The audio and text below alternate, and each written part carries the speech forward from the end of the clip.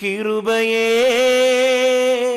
கிருபையே மாறாத நல்ல கிருபையே உங்க கிருபைதான் என்னை தாங்குகின்றது. உங்க கிருபைதான் என்னை நடத்துகின்றது. உங்க கிருபைதான் என்னை தாங்குகின்றது. உங்க கிருபைதான் என்னை நடத்துகின்றது. பிரியமானவர்களே, உங்கள் யாவரையும் இந்த கிருபலார்த்தி நிகழ்ச்சிக்கு அன்போடு வாழ்த்தி நான் வரவேற்கிறேன். இந்த நாளில் நம்முடைய செய்தியாளர் கிருபலார்த்தி பத்திரிகையின் ஆசிரியரும் ஜேசி ஸ்கூல் ஆஃப் ஆஞ்சலின் இயக்குனரும் 40 ஆண்டுகளுக்கு மேலாக கர்த்தருடைய வார்த்தையை உலகெங்கும் போதித்து வருகிறதுமான போதகர் பிலமோன் ராஜா அவர்கள்.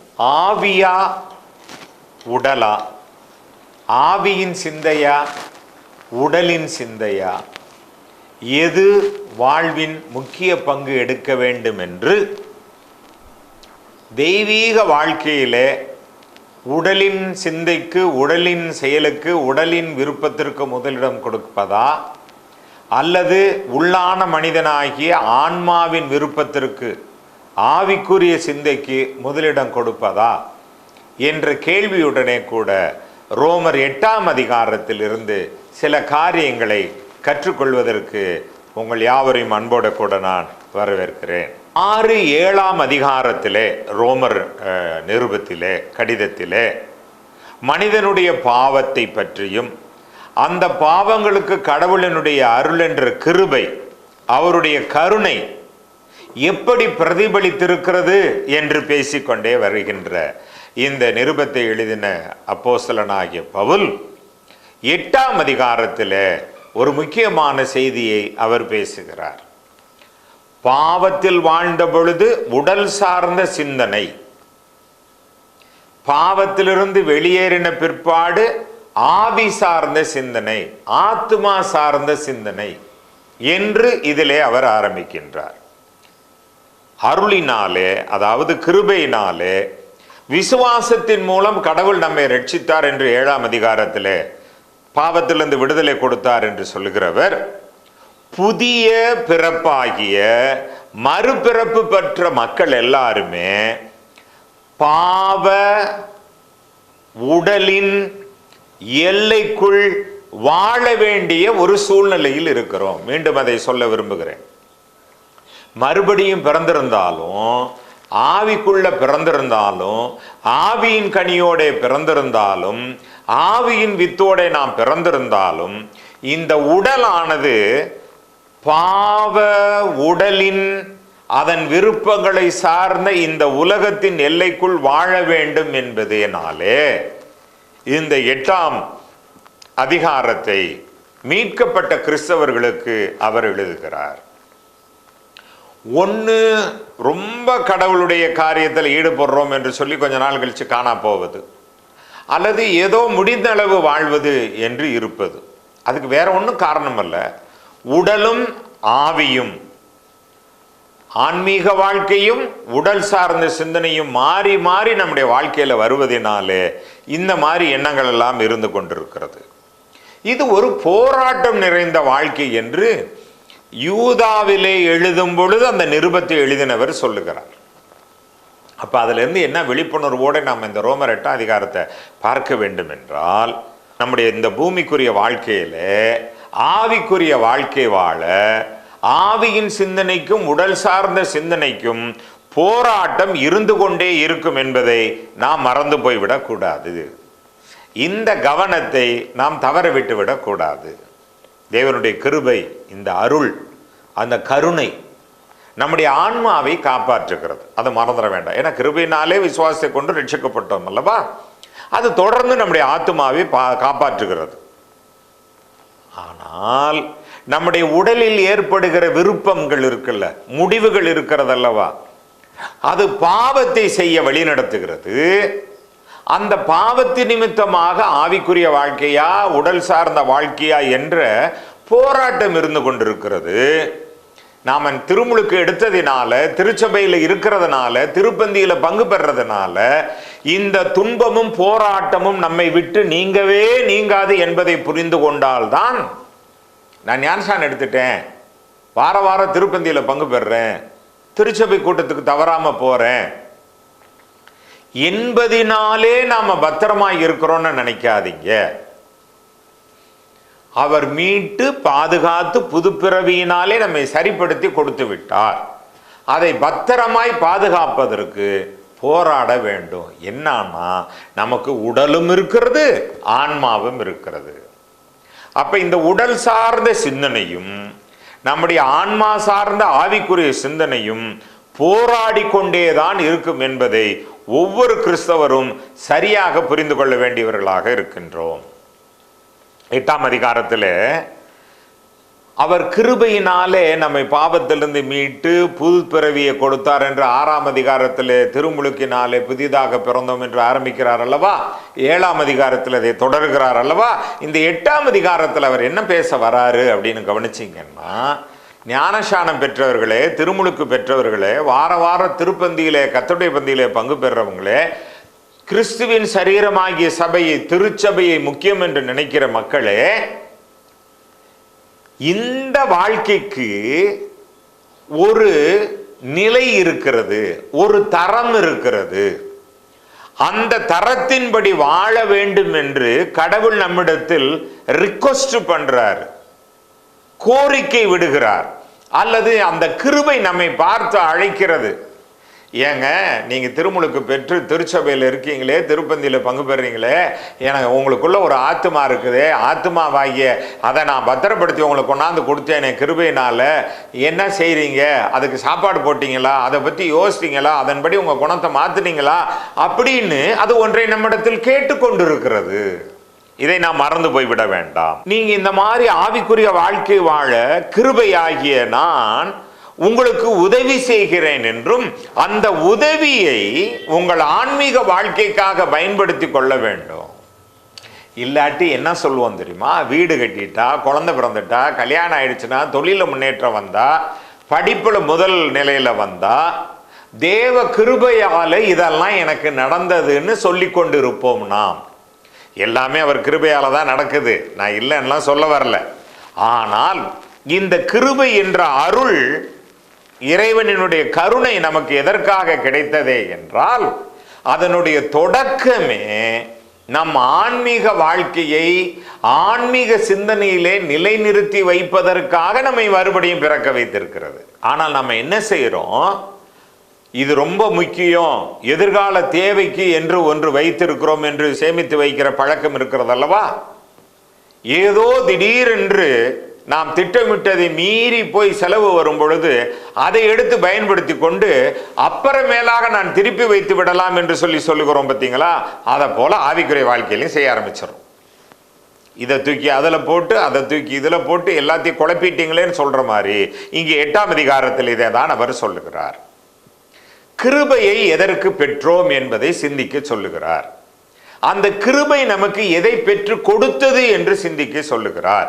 அந்த கிருபை எந்த விளைவை நம்முடைய வாழ்க்கையில, ஆன்மீக வாழ்க்கையில, ஆவிக்குரிய வாழ்க்கையில உண்டாக்கி கொடுக்க வேண்டும் என்று தெளிவாக அவர் பேசுகிறார். கடவுளுடைய அந்த கிருபை என்ற அருள், அந்த கருணை என்பது நாம ஆன்மீக வாழ்க்கை தான் முதல்ல வாழணும்னு சொல்லுது. என்னங்க அப்படின்னு நீங்க கேட்கலாம். நல்லா கவனிங்க. ஏதேன் தோட்டத்தில் ஆதாம் ஏவாளும் படைக்கப்பட்ட பொழுது தேவனுடைய சாயலிலே இருந்தார்கள். அவர்கள் பாவம் செய்ததினாலே அதை இழந்து போனார்கள். அப்புறம் ஒவ்வொருத்தர் மூலமாக, நோவா மூலமாக, மோசே மூலமாக, ஆபிரகாம் மூலமாக, ஒவ்வொரு தீர்க்கதரிசிகளின் மூலமாக ஏதேன் தோட்டத்திலே இழந்த அந்த இறைவனுடைய அருளை, அந்த கருணையை, அந்த கிருபையை திரும்பி பெற்றுக்கொள்ள செய்திகளை சொல்லிக்கொண்டே வந்தார். அப்ப இங்கே என்ன அப்படின்னு புரிஞ்சுக்கிறோம்னா, அந்த இழந்து போனதை திரும்பி நாம் பெற்றுக்கொள்வதற்கு இயேசுவை கல்வாரி சிலுவையிலே மரிக்க வைத்து அவருடைய இரத்தத்தினாலே நம்முடைய ஆன்மீக வாழ்க்கையை, நம்முடைய ஆத்மாவுக்கு உயிர் கொடுத்து நம்மை புதிதாக பிறக்க வைத்திருக்கிறார். நல்லா கவனிங்க. ஏற்கனவே வீட்டில் ஒரு குழந்தை இருக்கு, இன்னொரு குழந்தை பிறக்குது. அப்ப எல்லாருடைய கவனமும் எங்கே இருக்கும்? ஏற்கனவே இருந்த குழந்தையை உதாசீனம் பண்ணுவோம்னு சொல்ல வரல. புதிதாக பிறந்த குழந்தையின் மீது எவ்வளவு அக்கறை செலுத்துவோம்? எதற்கு? அது ஒரு குறிப்பிட்ட அளவுக்கு வளர்ந்து வர வேண்டும் அல்லவா. இப்ப என்னன்னா, எனக்கு ஒரு 40 வயசு ஆகுது, 30 வயசு ஆகுது, ஒரு 50 வயசு ஆகுது, அப்போ நான் திருமுழுக்கு பெறுகிறேன். இல்லை ஒரு 20 வயசு ஆகுது, அப்போ நான் திருமுழுக்கு பெறுகிறேன். அப்போ 20 வயசு வரைக்கும் ஒரு உடம்பு இருக்குல்ல, 50 வயசு வரைக்கும் ஒரு உடல் வளர்ந்துருக்குல்ல, இந்த உடல் சார்ந்த சிந்தனை இருக்குதுல்ல, இதுலேயே 50 வருஷம் 30 வருஷம் 20 வருஷம் 15 வருஷம் ஒரு பழக்கத்தை வளர்த்துட்டோம்ல. இப்போ திடீர்னு மறுபடியும் பிறந்ததுனால நமக்குள்ளே ஒரு புதிய வாழ்க்கை, புதிய பிறப்பு, புதிய காரியம் ஒன்று கொடுக்கப்பட்டிருக்குல்ல, அதன் மீது நாம் அக்கறை செலுத்தாமல் விட்டு விடுவோமே என்றால் இந்த 50 வருஷம் 30 வருஷம் வாழ்ந்த இந்த உடலும் உடல் சார்ந்த சிந்தனை இருக்கு பார்த்தீங்களா, அதுதான் இன்னும் போயிட்டே இருக்குமே ஒழிய இந்த புதிதாக பிறந்தது ஒரு நாளைக்கு சாவதற்கு நாம் காரணமாகி விடுவோம். பயங்கரமான எச்சரிக்கையல்ல? ஆவியின் சிந்தையா உடல் சார்ந்த சிந்தையா என்பதை அவர் யோசிக்கின்றார். சோறு மாதிரி உலகத்துல வாழணும், அதுல ஊத்திக்கிற குழம்பு மாதிரியும் சைட்ல இருக்கிற தொட்டுக்க மாதிரியும் ஆவிக்குரிய வாழ்க்கை வாழணும் அப்படின்னு மனுஷன் ரொம்ப ரொம்ப அழகா ஐடியாலாம் கொடுக்குறான். மனுஷன் எவ்வளோ பெரிய புத்திசாலின்றீங்க. ஆனா கடவுளை போய் கேட்டா வாழ்க்கையை ரெண்டா பிரி. உலகத்துக்கு நீ எவ்வளோ வாழணும்னு ஆசைப்படுறியோ, இந்த உடல்ல எவ்வளோ வாழணும் நீ முக்கியத்துவப்படுத்துறியோ, உடல்ல வாழ்றதுக்கு என்னென்னலாம் செய்யறியோ, அதுக்கு சமமா உனக்கு உள்ள இருக்கிற மனுஷனும் வாழ்வதற்கு கடவுள் உன்னை நீதிமான் ஆக்கி தானா கொடுத்தார்ல, நீயா கொண்டார்ல, அந்த நீதிமான் ஆக்கி கொடுத்த நிலையை அப்படியே பத்திரப்படுத்துவதற்கு நீங்கள் முக்கியத்துவம் கொடுங்கள் என்று சொல்லிக்கொண்டே வருகிறார். கிருபை, அவருடைய அருள் இரக்கம் என்பது பாவியை இனி பாவி என்று சொல்லக்கூடாது. ஏனென்றால் கிறிஸ்துவின் இரத்தம் அதை மன்னித்திருக்கிறது. ஆனபடினாலே அவனை நீதிமான் என்று சொல் என்று நம்மை அழைக்கிறது. இயேசுவின் மூலம் அந்த இரத்தத்தை தொடர்பு கொண்டதினாலே இப்பொழுது நீதிமானாக்கப்பட்டிருக்கிறோம். அதனாலதான் எந்த கண்டனமும் இல்லை. இப்ப புரியுதா? 8ஆம் அதிகாரம் 1ஆவது வசனம், ஆவியின்படி நடக்கிறவர்களுக்கு தண்டனை தீர்ப்பு அல்ல. காரணம் நீதிமானவங்களுக்கு எப்படி வரும் தீர்ப்பு? இருப்பினும் நம்மளை நீதிமான் ஆக்கினார்ல, கிருபை நம்மகிட்ட இருக்குல்ல, கர்த்தருடைய பந்தி வார வாரம் கிடைக்குதுல்ல, இயேசுனுடைய உடல்ல தொட்டு அதை சாப்பிட்றதுக்கு ஒரு தருணம் கிடைக்குதுல்ல, இந்த ஆன்மீக வாழ்க்கைய தொடர்ந்து தினசரி வாழ வேண்டும் என்று கிருபை நம்மிடத்தில் ரிக்வெஸ்ட் பண்ணுகிறது. It demands, the grace demands to live daily as a righteous person. கிறிஸ்தவர்களா வாழுங்க, கிறிஸ்தவர்களா வாழுங்கன்றதை நாம எப்படி புரிஞ்சிருக்கிறோம்னு தெரியல. கரெக்டா என்ன வார்த்தை சொன்னா நல்லா இருக்கும்னா நீதிமானா வாழுங்க, நீதிமானா வாழுங்க என்று அது நம்மை அழைக்கிறது. அப்ப நீதிமானாகிய வாழ்க்கை டெய்லி வாழ்றதுக்கு என்ன செய்து கொண்டிருக்கிறோம்? இயேசு சொன்னதை நினைவு இருக்கிறதா? ஒருவன் என்னை பின்பற்றி வர விரும்பினால் அவன் தன்னைத்தானே வெறுத்து தன் சிலுவை எடுத்துக்கொண்டு அனுதினமும் என்னை பின்பற்ற கடவன்.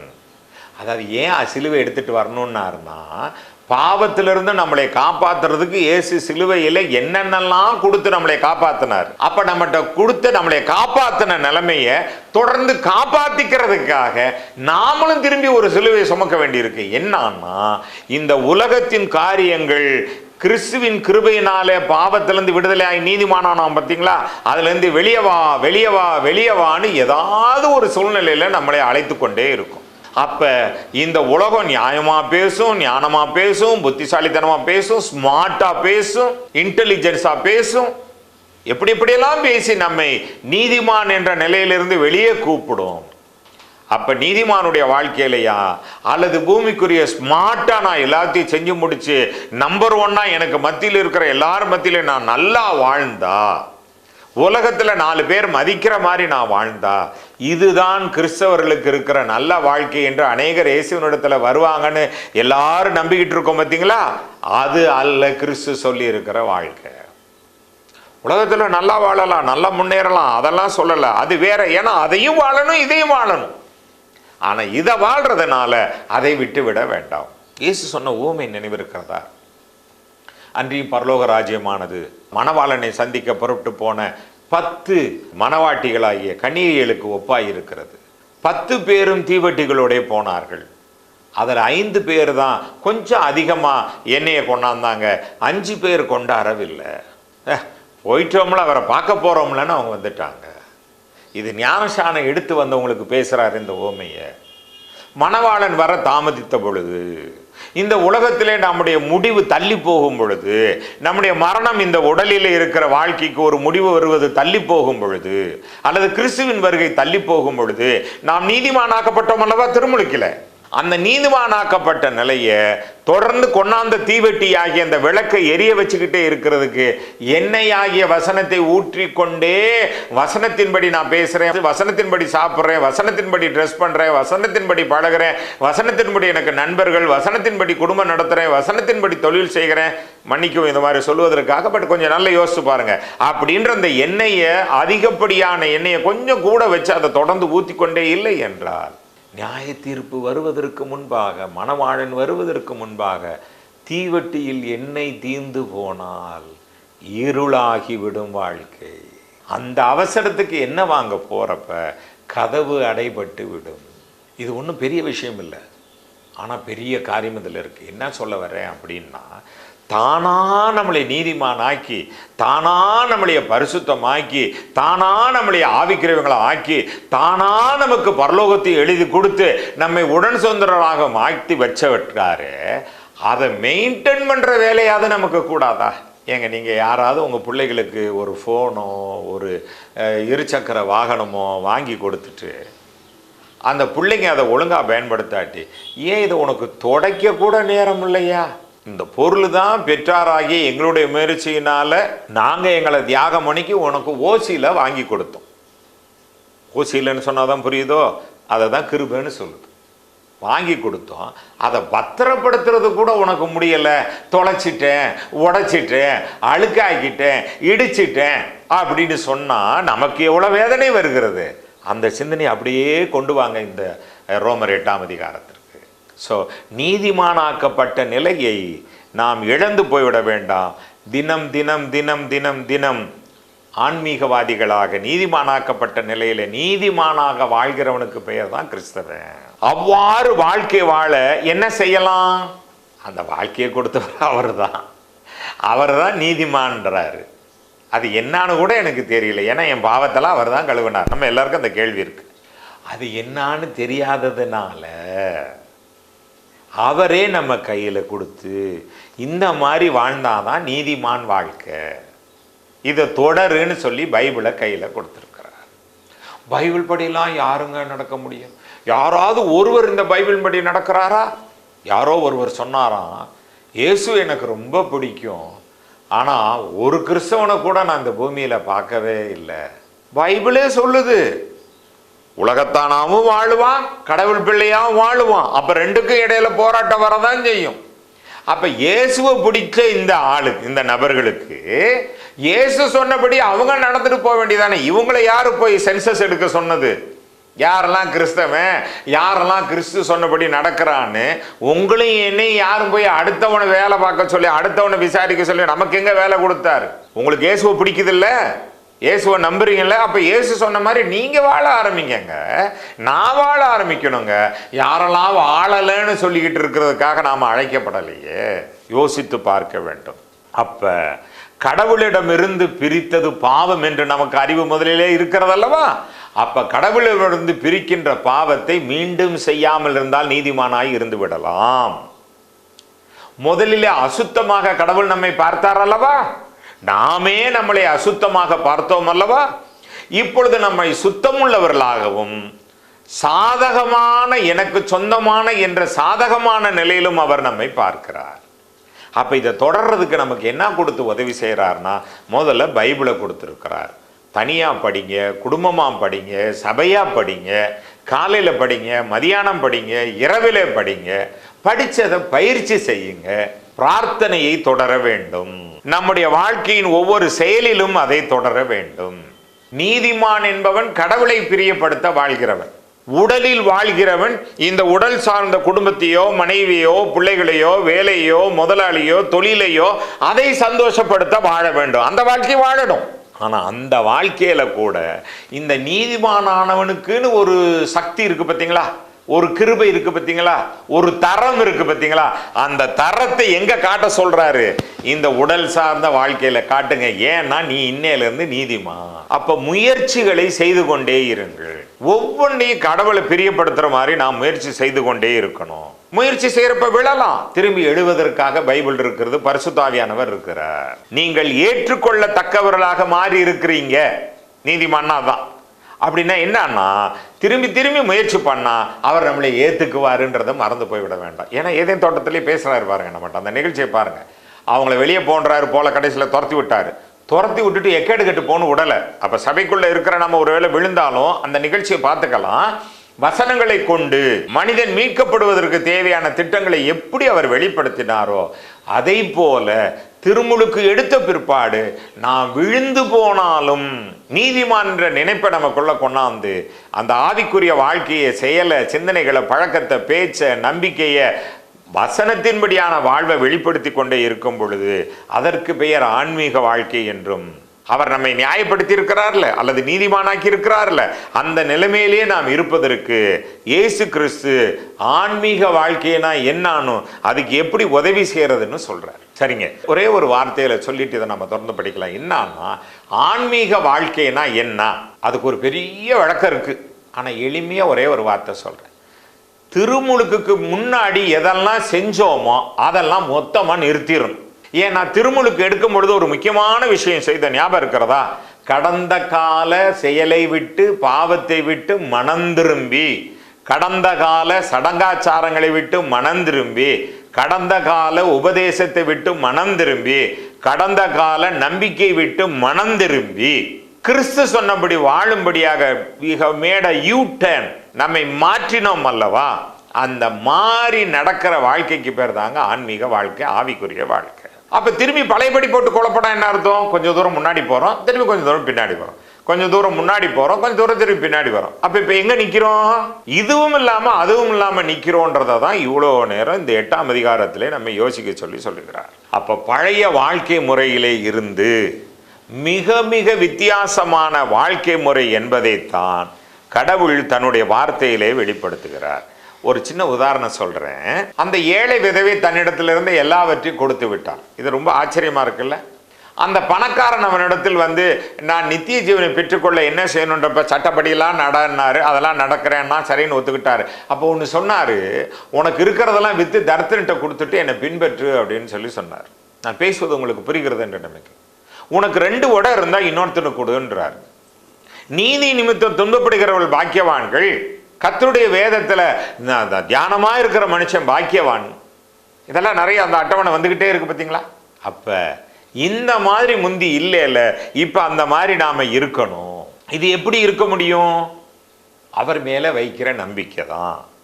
அவர் மேல வைக்கிற நம்பிக்கை, நான் இந்த பூமிக்குரியவன் அல்ல, பாவ மன்னிப்பு பெற்று திருமுழுக்கு பெற்றதுனால கிருபை என்னை என்ன கூப்பிடுதுன்னா, வாங்க போய் இறைவனோட வாழலான்னு என்னை கூப்பிட்டு கொண்டே இருக்குது. அப்ப எப்ப போய் இறைவனோட சேர்ந்து, இறைவனோட ஒன்றாய் இருந்து, பரமபிதாவோட ஒன்றாய் சேர்ந்து எப்போ வாழ முடியும்? இந்த பூமியிலிருந்து கடந்து போகும் பொழுது. அந்த பூமியிலிருந்து எப்போ கடந்து போவோம்? மரணத்துல. அந்த மரணம் என்பது என்னவா இருக்கணும்ன்றாருன்னா, திரும்பி பாவ வாழ்க்கை வாழ்ந்து ஆத்துமாவை பழையபடி சாகடித்து நரகத்துக்கு போகிற வாழ்க்கையா இல்லாமல் கடவுளை ஏற்றுக்கொண்டு மாறணும். பார்த்தீங்களா? அந்த மாறின வாழ்க்கையை நீங்க அப்படியே மெயின்டைன் பண்ணிக்கிட்டே வந்தீங்கன்னா நாம பரலோகத்தின் மீது இருக்கிற நம்பிக்கையை இழக்காமல் இருப்போம். அப்ப பரலோகம் இருக்குன்னு ஒரு கிறிஸ்தவன் எப்பெல்லாம் யோசிக்க மறக்கிறாளோ அப்பொழுதெல்லாம் நாம கடவுளுக்கு விருப்பமான நீதிமானுடைய வாழ்க்கை வாழ்வதற்கு நமக்கு ஒரு உந்து சக்தி கிடைக்காது. பரலோகம், சொர்க்கம், பரகதி எந்த வார்த்தையானாலும் எடுத்துக்கொள்ளலாம். இறைவனடி சேருவது எந்த வார்த்தையானாலும் எடுத்துக்கொள்ளலாம். இந்த எண்ணம் நமக்குள்ள வரலன்னா ஆன்மீக வாழ்க்கை வாழ முடியாது. இது அந்த அர்த்தத்தில் பழமொழி சொல்லலை, இருந்தாலும் நான் உங்களுக்கு சொல்றேன். 1000 பொய்யை சொல்லி ஒரு கல்யாணம் பண்ண, அது அப்படியெல்லாம் சொல்லலை. 1000 பேர்கிட்ட போய் சொல்லி கல்யாணத்தை நடத்துனாங்க. சரி, 1000 பொய்யை சொல்லி கல்யாணம். ஆபத்துக்கு பொய் சொன்னால் பாவம் இல்லை. இந்த மாதிரிலாம் நீ வாழ பிறரை கெடுக்காதேன்னு சொன்னது போய் தனக்கு மிஞ்சினதான் தானம் தருமோ. இந்த மாதிரி சிந்தனைகள்லாம் உள்ள உட்கார ஆரம்பிச்சிருச்சுன்னா, ஒரு கண்ணத்தை அடித்தால் மறு கண்ணத்தை திருப்பி காட்டுன்னு சொன்னார்ல, அது எப்படியா நடக்கும்? பைத்தக்கார மாதிரி இருக்கியா கேட்க அப்படின்னு நாமளே சொல்ல ஆரம்பிச்சிருவோம். அடுத்தவங்க சொல்லணும்னு அவசியம் இல்லை. நம்ம கூட பிறந்தவங்கள்ட்டே நம்ம சண்டைக்கு நிற்போம். நம்ம பெற்றாரிடத்திலே நம்ம கீழ்ப்படியாம இருப்போம். நாம எந்த இயேசு மேல அளவற்ற அன்பு வைத்திருக்கிறோமே அவருடைய சரீரமாகிய சபைக்கு போக நேரம் இல்லைன்னு நம்ம நியாயப்படுத்தி கொண்டிருப்போம். யோசித்து பார்க்க வேண்டியவர்களா இருக்கிறோம்.